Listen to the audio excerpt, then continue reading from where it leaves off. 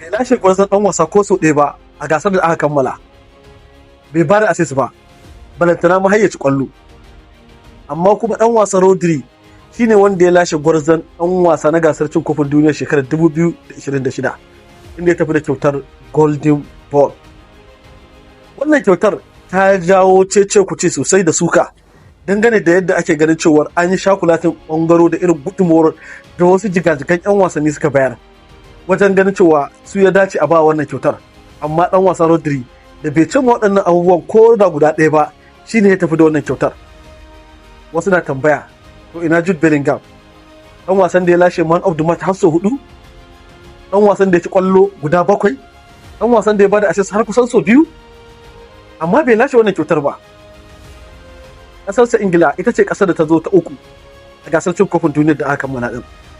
Wasu na tambaya, to ina makilin Mbappé yake, ɗan wasan da ya fi kowa yawan jefa ƙwallaye, ɗan wasan ya ci ƙwallaye guda 10 a gasar cin kofin duniya, kuma sannan ɗan wasan ya bada assist na cin ƙwallaye guda 4, kuma ya jagoranci ƙasarsa har zuwa matakin semi final da neman na 3 da na 4, wanda ƙasar Faransa ta kare a mataki na 4.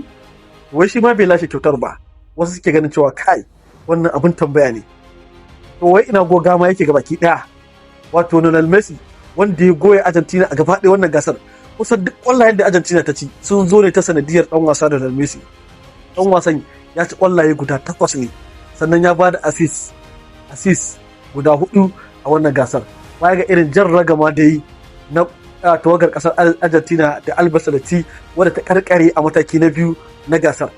Sai kuma gashi duk da irin waɗannan bajintar da 'yan wasan suka yi da wasu ma 'yan wasannin a baya da tun aka cire su, ba a ga ƙeyar alamun za a ba su ko an ba su kyauta ba, sai ɗan wasa Rodri aka gani an ba wannan kyautar.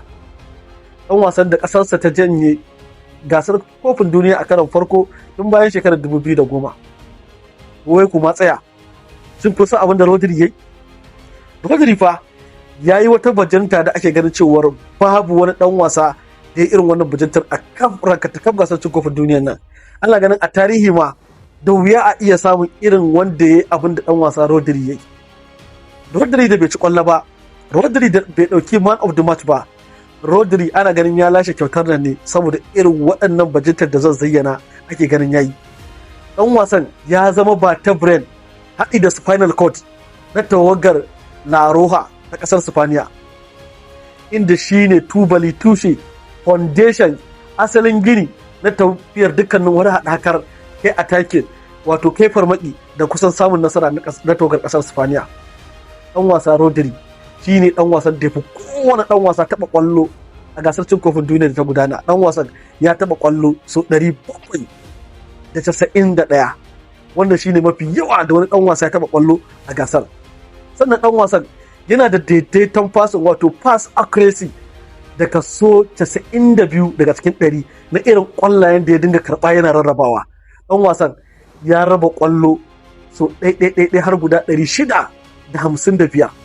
Baya ga haka, ɗan wasan ya ba da ƙwallo, ya tura ƙwallo ta tafi gaban ragar abokan karawa har sau 172. Ɗan wasa Rodri ya ba da gudunmawa wajen tare baya har sau 37. Ɗan wasa Rodri ya yi kokawar ƙwatar ƙwallo har sau 41. Ɗan wasa Rodri ya mallaki ƙwallo har sau 30, kuma dukkanin waɗannan abubuwan da ya yi su fiye da kowane ɗan wasa a gasar cin kofin duniya da aka kammala. Ba iya wannan ba, Rodri sai da ya ƙirƙiri damar cin ƙwallo ɗaiɗaiɗaiɗaiɗaiɗaiɗai har kusan guda 9 a wannan gasar da ta gudana. Waɗannan alƙalama ne na ban mamaki da bajinta da Rodri ya nuna kuma ya yi a gasar cin kofin duniya da wani ɗan wasa ba a ga yayi makamacin irin wannan ba a cikin wannan gasar. Ana ganin cewa nasarar ƙasar Spaniya tana ta'allaka ne da tafiyar ɗan wasa Rodri, da salon wasan ɗan wasa Rodri, da ƙwatar ƙwallon ɗan wasa Rodri. Ɗan wasa Rodri ya tara ƙwallo, ya ba da gudunmawa a baya, kuma ya zamo shine silar gini na tafiyar kai farmakin ƙasar Spaniya da samun nasarorinta fiye da kowane ɗan wasa, wanda ake ganin wannan aiki ne wanda ba kowane ɗan wasa zai iya ba. Wannan alƙalama da ɗan wasan ya bayar a gasar cin kofin duniya ya sa FIFA yake ganin ya cancanta domin zama ko kuma tafiya da kyautar Golden Ball. To amma abin tambayar, shin wannan alƙalama da Rodri din ya cimma kuna ganin sun isa a ce ya buge Messi Jude Bellingham da kuma ɗan wasa Kylian Mbappé wajen lashe wannan kyautar?